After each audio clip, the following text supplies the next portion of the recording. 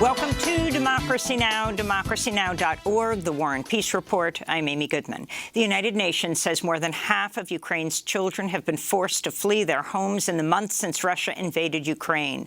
It's one of the largest mass displacements of children since the Second World War.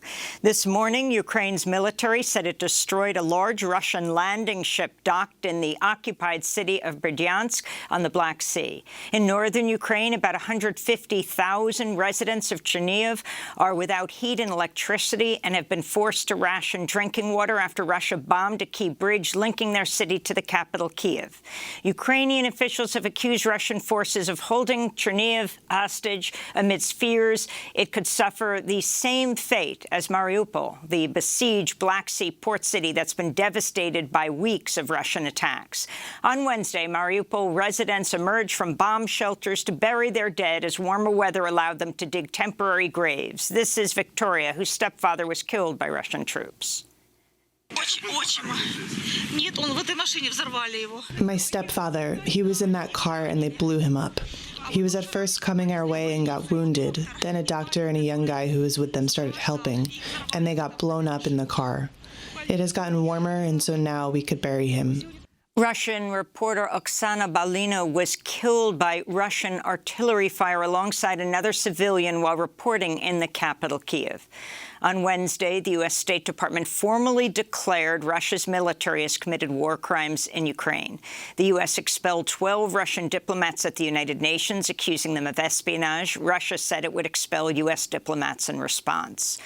President Biden's in Brussels for an emergency NATO summit. NATO's announced it's sending more troops to Bulgaria, Hungary, Romania, and Slovakia. Over the past month, the number of NATO troops in Eastern Europe has reached about 40,000, double the number from just a month ago.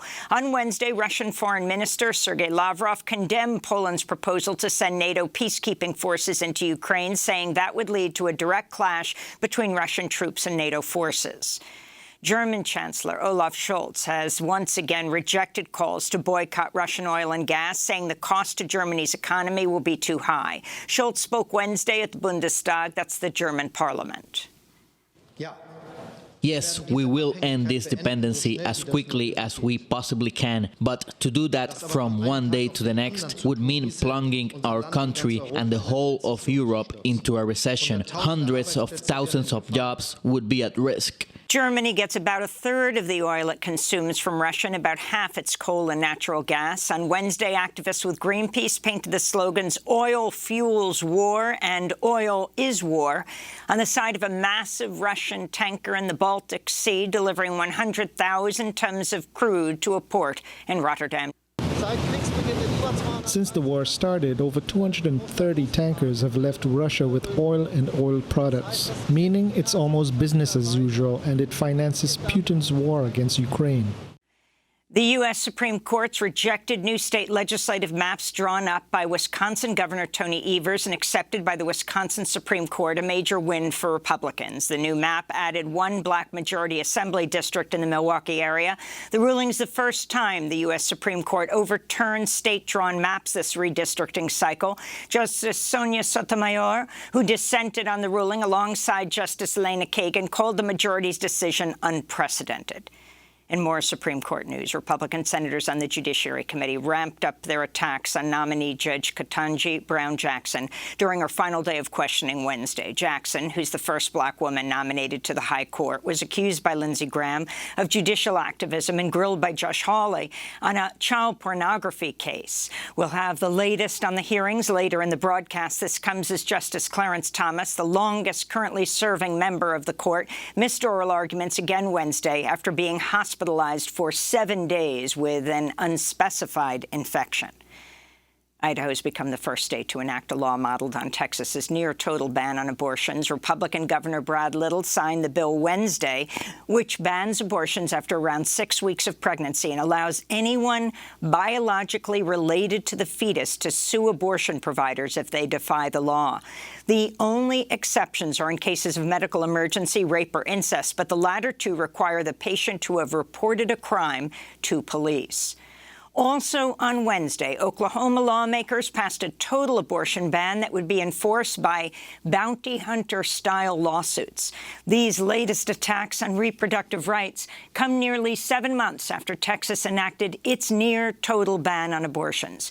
Amy Littlefield, abortion access correspondent for The Nation, says nearly half of all patients who left Texas and traveled out of state for their abortion have gone to Oklahoma. But now the Oklahoma House has passed a total ban on abortion. It bans abortion at fertilization before a pregnancy even implants in the uterus. And if it's passed by the Senate and signed by the governor, it would take effect immediately. One really noteworthy thing about this law, it defines woman as any person whose biological sex is female based on their chromosomes and having a uterus, regardless of gender identity. So again, we really see the intersection of the anti-abortion and anti-trans agenda rolled into this bill that would decimate abortion access in the region. Moderna says it will ask the FDA to approve emergency use of its COVID-19 shot in children between 6 months and 6 years of age. Moderna says a clinical trial showed 2 lower doses of its vaccine given 4 weeks apart produced a robust immune response in young children.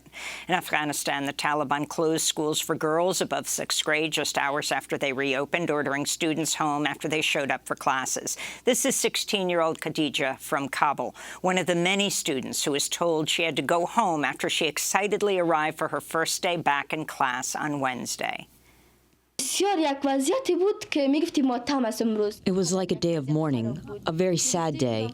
It was like losing a loved one. Everyone was crying. The girls were hugging and crying and saying goodbye.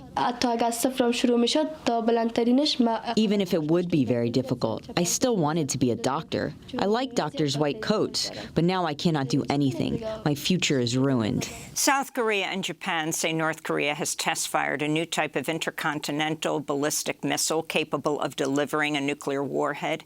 If confirmed, it would be North Korea's first test launch of an ICBM since 2017. In Washington, D.C., Howard University faculty have called off a planned 3-day strike after agreeing to a tentative contract with the school's administration. Faculty members have been demanding fair wages and improved working conditions for non-tenure track and adjunct educators. Meanwhile, in Sacramento, California, thousands of teachers and school staff went on strike Wednesday over low pay and staffing shortages. In Minneapolis, over 4,500 educators entered their 17th day on strike as negotiations with the school district continue. Here in New York, over 1,000 immigrant workers and their supporters held a protest at the state capitol in Albany Wednesday, calling on lawmakers to include $3 billion in the state budget to support immigrant workers who are excluded from federal pandemic aid. Advocates are also demanding New York create a permanent program that provides unemployment insurance and health care benefits to undocumented workers. Democracy Now! Spoke to Miguel Angel Flores, a construction worker from Mexico who has lived in the United States for 16 years. He was on a bus headed back to Brooklyn after he and other immigrant workers marched to Albany last week. We came to Albany to tell the governor that we are awake, we are united, and we won't stop fighting until our needs are met. This movement is an example to other states. Immigrants across the country are rising up. We are demanding that our rights be respected and to be treated just like any other citizen who pays taxes. And former Secretary of State Madeleine Albright has died of cancer at the age of 84. Albright served as U.S. Ambassador to the United Nations from 1993 to 1997, when President Bill Clinton nominated her to become the first female Secretary of State. Albright was a staunch supporter of U.S. power and defender of authoritarian leaders, including Egypt's Hosni Mubarak and Indonesia's Suharto. She was a key architect of NATO's 78-day bombing of Serbia in 1999. In 1998, she joined President Clinton's foreign policy team in a live CNN event promoting the administration's threat to bomb Iraq into complying with the demands of UN weapons inspectors. An exchange between Albright and Columbus public school teacher John Strange was later billed by the media as the question heard around the world. What do you have to say about dictators of countries like Indonesia, who we sell weapons to, yet they are slaughtering people in East Timor? What do you have to say about Israel, who is slaughtering Palestinians, who impose martial law? What do you have to say about that? Those are our allies. Why do we sell weapons to these countries? Why do we support them? Why do we bomb Iraq when it commits similar problems?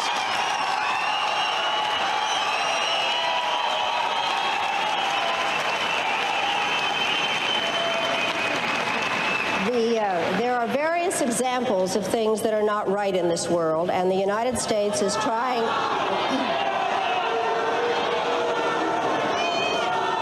I really am surprised that people feel that it is necessary to defend the rights of Saddam Hussein, when what we ought to be thinking about is how to make sure that he does not use weapons of mass destruction. Secretary of State Albright defended the Clinton administration's devastating sanctions against Iraq. In 1996, she was interviewed by Leslie Stahl on CBS's 60 Minutes. We have heard that 500,000 children have died. I mean, that's more children than died in Hiroshima. And, you know, is the price worth it? I think this is a very hard choice, but we think the price is worth it. In 2004, I had a chance to ask Madeleine Albright about those comments as she attended the Democratic National Convention in Boston. Albright, the question I've always wanted to ask, do you regret having said, when asked, do you think the price was worth it to kill the children? I have said 5,000 times that I regret it. It was a stupid statement. I never should have made it. And if everybody else that has ever made a statement they regret would stand up, there'd be a lot of people standing. I have many, many times said it, and I wish that people would report that I have said it. I wrote it in my book that it was a stupid statement. Do you think it laid the groundwork for later being able to target Iraq and make it more acceptable on the part of the Bush administration? What? You got to be kidding. Well, the sanctions against Iraq. The sanctions against Iraq were put on because Saddam Hussein had invaded Kuwait, but there never were sanctions against food and medicine. And you people need to know there never were sanctions against food and medicine. And I was responsible for getting food in there and getting Saddam Hussein to pump oil. That was former Secretary of State Madeleine Albright speaking to Democracy Now! In 2004. She died on Wednesday at the age of 84. And those are some of the headlines. This is Democracy Now!, democracynow.org, the War and Peace Report.